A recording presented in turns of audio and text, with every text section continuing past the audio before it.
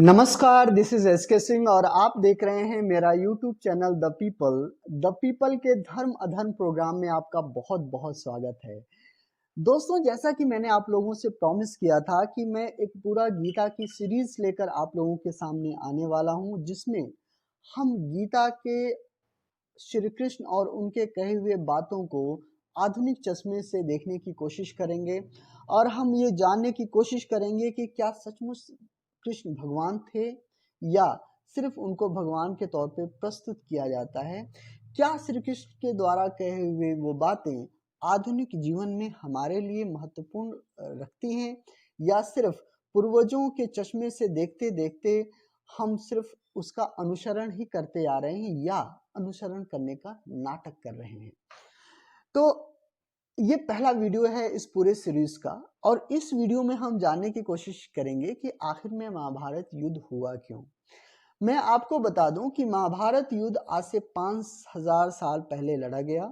कुछ लोग ये भी कहते हैं कि ये एक सिर्फ ग्रंथ है, ये एक कहानी है, ये इसका कोई वास्तविकता से कोई संबंध नहीं है, इसमें सारे कैरेक्टर जो हैं वो काल्पनिक हैं।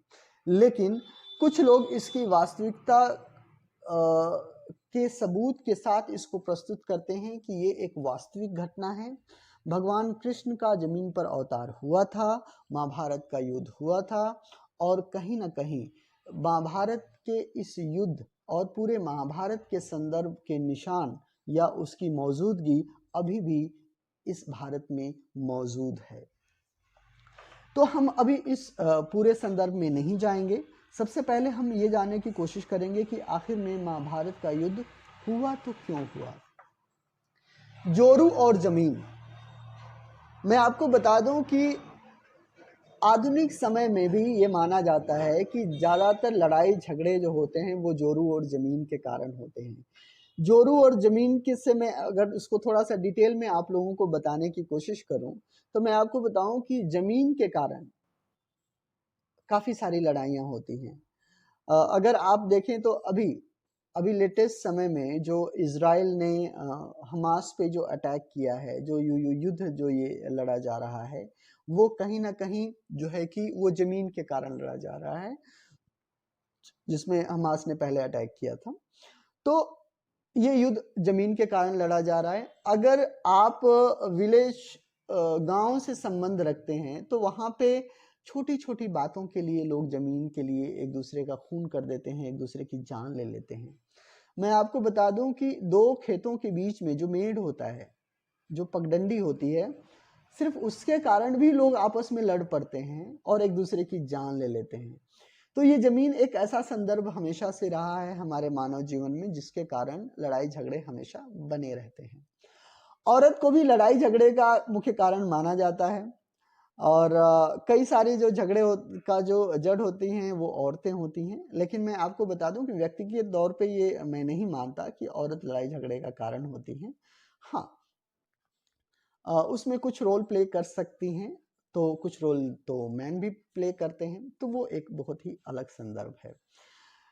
अभी मेरे पास जो बुक है वो है श्रीमद् भगवत गीता यथारूप। इसको श्रीमद् एसी भक्ति वेदांत स्वामी प्रभुपाद जी ने लिखा हुआ है, जो संस्थापक हैं, आचार्य हैं अंतर्राष्ट्रीय कृष्ण भावनामृत संघ के। इन्होंने अंतर्राष्ट्रीय मंच पर गीता का बहुत ही प्रचार प्रसार जो है कि वो किया है और इन्होंने इस बुक को लिखा है। हम पूरे गीता को संदर्भ को इस बुक के माध्यम से समझने की कोशिश करेंगे। तो सबसे पहले मैं आपसे को ये बताना चाहूँगा कि आखिर में महाभारत का युद्ध लड़ा क्यों गया। इस बुक में के इंट्रोडक्शन में ये मेंशन किया गया है कि जब पांडव जुए में सब कुछ हार गए थे तो उनको 12 वर्ष का वनवास हुआ और 1 साल का अज्ञातवास। जब वो लौट कर आए अपने अज्ञातवास से तो उन्होंने दुर्योधन के सामने ये प्रस्ताव रखा कि उनका जो राज्य है उनको वापस किया जाए। लेकिन दुर्योधन ने बिल्कुल साफ इनकार कर दिया उनको अपना राज्य वापस करने से। और इसके साथ साथ जब युधिष्ठिर ने देखा कि ये दुर्योधन के हठ धर्मी के कारण ये एक बहुत बड़ा युद्ध होने जा रहा है, तो उन्होंने इसका बचाव करने की कोशिश की। उन्होंने ये प्रस्ताव रखा कि कोई बात नहीं, अगर आप राज्य नहीं देना चाहते हैं तो ना दीजिए, हमें 5 गांव ही दे दीजिए, ताकि हम पांचों भाई अपना गुजर बसर उसमें करें। लेकिन दुर्योधन जो है कि 5 गांव देने से भी, 1 इंच जमीन देने से भी मना कर देता है, जो कि पूरे पृष्ठभूमि बनता है इस महाभारत के युद्ध का। इसके साथ साथ एक संदर्भ और भी है। ये तो जमीन का मामला हो गया। जोरू का मामला यहाँ पे जो आता है वो क्या है, मैं आपको बता दूं कि अज्ञातवास से पहले और वनवास से पहले पांडव जो है कि वो शीश महल में रहते थे। पांडव के बारे में बता दूं कि पांडव और धृतराष्ट्र दोनों ही जो है कि वो भाई थे। धृतराष्ट्र बड़े भाई थे, लेकिन वो जन्म से अंधे थे, इसलिए उनको राजा नहीं बनाया गया, पांडु को राजा बनाया गया। पांडु के राजा जो है के जो पुत्र थे वो 5 पांडव थे, और धृतराष्ट्र के जो पुत्र थे वो कौरव थे, जिसमें दुर्योधन, दुशासन वगैरह मेन थे। और लेकिन पांडवों की जो है कि अल्प आयु में ही मृत्यु हो जाती है। उसके बाद धृतराष्ट्र को जो है कि राजा बनाया जाता है और पांडव को उनके संरक्षण में रखा जाता है। लेकिन धृतराष्ट्र मानसिक तौर पे, यानी अपने वो षड्यंत्र रचता है कि किसी तरीके से पांडवों को समाप्त किया जाए, और जिससे कि उसका पुत्र दुर्योधन या उसके पुत्र वंशज ही इस राज्य पर जो है कि वो कायम रखें। तो कहीं ना कहीं जो पुत्र मोह है धृतराष्ट्र का, वो महाभारत के युद्ध की तरफ लेकर जाता है, और जिससे दुर्योधन का मनोबल ऊपर होता है और वो कहीं ना कहीं पांडवों को समाप्त करने की कोशिश करता है। तो ये पूरी पृष्ठ जो है कि भूमि है। जोरू का जो रोल है, मैं आपको बता दूं कि शीश महल में रहा करते थे पांडव। तो शीश महल में एक यज्ञ था जिसमें दुर्योधन को भी इनवाइट किया गया।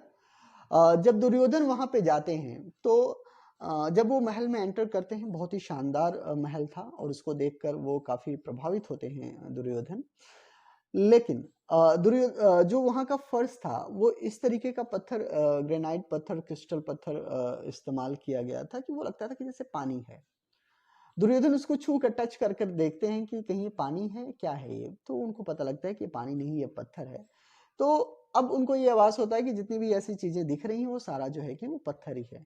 लेकिन सचमुच एक जगह पानी होता है महल में, एक छोटा सा जो है कि बनाया जाता है, एक छोटा पौड़ी के तौर पे हम उसको कह सकते हैं, और दुर्योधन उसमें गिर जाते हैं। ये द्रौपदी देख रही होती हैं। द्रौपदी को बता दूं कि द्रौपदी 5 पांडवों की एकलौती वाइफ होती हैं। अब ये मामला थोड़ा सा अजीब है कि 5 हस्बैंड की एक वाइफ, ये कैसे?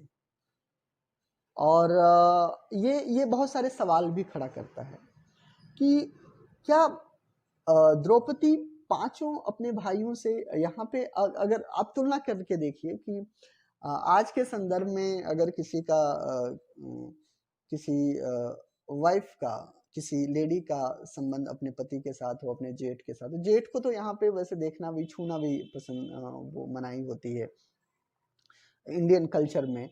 लेकिन वहां पे क्या जेठ, क्या देवर, सारे लोग जो है कि एक ही औरत जो है कि उनकी पत्नी होती है।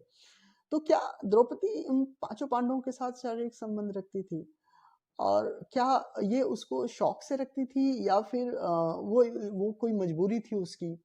इसके संदर्भ को हम बाद में समझने की कोशिश करेंगे। तो वो हंस देती है। वो कहीं ना कहीं जो हंसने का जो अंदाज था वो मजाक उड़ाने का था। दुर्योधन को ये बहुत बुरा लगता है और वो इस बात को अपने मन में रख लेता है। और जब जुए में सब कुछ हार जाते हैं पांडव, तो वो अपने भाई और अपनी द्रौपदी को भी हार जाते हैं। तो दुर्योधन का भाई दुशासन जो है कि द्रौपदी को बालों से खींच कर लेकर आता है और भरे समाज में उसको नंगा करने की कोशिश करता है। कहीं ना कहीं श्री कृष्ण के दैवी शक्तियों के माध्यम से द्रौपदी की इज्जत बचती है, लेकिन कहीं ना कहीं पांडवों के मन में और ये जो सारा संदर्भ है वो दर्ज हो जाता है और आने वाले समय में महाभारत के युद्ध की तरफ जो है कि लेकर जाता है। अब यहाँ पे 2-3 संदर्भ बहुत ही महत्वपूर्ण है जिसको हमें ध्यान देने वाली बात है। वो ये है कि उस समय युधिष्ठिर धर्मराज थे और कहीं ना कहीं राज परिवार से संबंध रखते थे। जो पांडव हैं या जो कौरव हैं वो राज परिवार से संबंध रखते थे। उस समय का समाज कैसा होगा कि जिसमें राजा जुआ खेलता है और वो अपना राज्य जो है कि वो हार जाता है, अपनी प्रजा हार जाता है और अपने भाइयों को तो दांव पर लगा देता है। और यही नहीं बात खत्म होती, अपनी वाइफ को भी वो जुए में दांव पे लगा देता है। आज के समाज में अगर कोई आदमी सबसे पहले तो वो जुआ खेले तो उसको किस दृष्टि से देखा जाएगा, उसके बाद अपनी पत्नी को वो जुए में हार जाए तो उसको किस दृष्टि से देखा जाएगा। लेकिन उस समय में का सामाजिक माहौल ये था कि शायद इस चीज को उतना अतिशयोक्ति की नजर से नहीं देखा जाता हो। और सबसे जो विचार करने वाली बात यह है कि उस समय के राजघराने से संबंध रखने वाले लोग और जिनको ज्ञानी ध्यानी कहा जाता था, चाहे वो द्रोणाचार्य हों, चाहे वो भीष्म हों, चाहे वो युधिष्ठिर हों, चाहे वो अर्जुन हों, चाहे वो और भी दूसरे लोग हों, ऐसे समाज में एक औरत को और अपने ही परिवार की औरत को नंगा करने की कोशिश की जाती है और कोई खड़ा होकर उसका विरोध तक नहीं करता। ऐसे समाज में श्री कृष्ण पैदा हुए। और अगर आप तुलना करें, आप आज के दृष्टि से तुलना करें,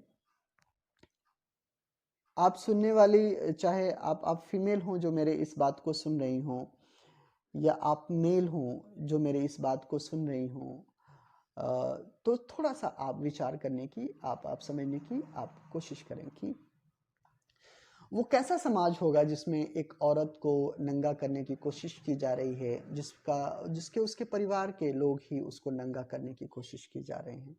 अगर आज के इस कलयुग में अगर ऐसा किया जाए तो मुझे नहीं लगता कि सामाजिक तौर पे उसको किसी भी तरीके से जायज़ ठहराया जा सकता है या हमारे समाज में उसको स्वीकृति दी जा सकती है, या कोई भी सामाजिक इस तरीके का प्रतिष्ठित व्यक्ति इस तरीके का। आज के जो राजा हैं, कौन है आज के राजा?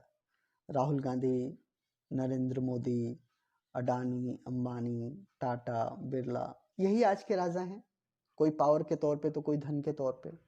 अगर वो लोग सबसे पहले तो एक जुआ खेलें और जुआ पे अपनी, मान लीजिए कि रतन टाटा जुआ खेल रहे हैं और उस जुए में वो अपने कंपनीज हार जाते हैं, अपने एम्प्लॉयज हार जाते हैं, अपने अपने परिवार वालों को दांव पे लगा देते हैं, तो उनको किस दृष्टि से देखा जाएगा? कोई भी हो, टाटा की जगह कोई भी हो, लेकिन उस तरह के समाज में ऐसा हो रहा था। तो अगर कलयुग से अगर आप तुलना, तो कलयुग तो उससे बेहतर फिर तो हुआ।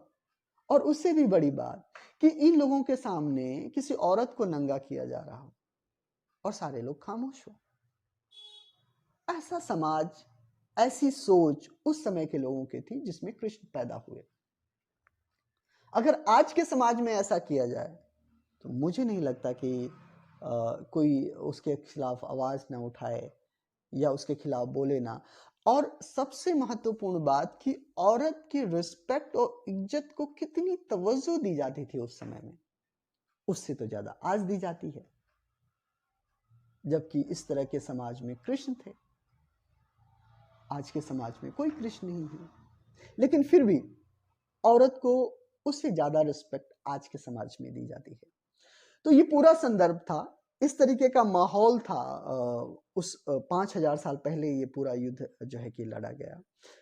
मैंने ये बात का जिक्र इसलिए किया क्योंकि ये बहुत समझना जरूरी है कि वो समाज था किस तरह का, जिसमें महाभारत हुआ, जिसमें कृष्ण पैदा हुए, जिसमें रासलीला हुई, जिसमें कुंती हुई, जिसमें कर्ण हुए। बहुत से सारे रोचक तथ्य आपको इस पूरे सीरीज में आने वाला है। तो आज की वीडियो में बस इतना ही।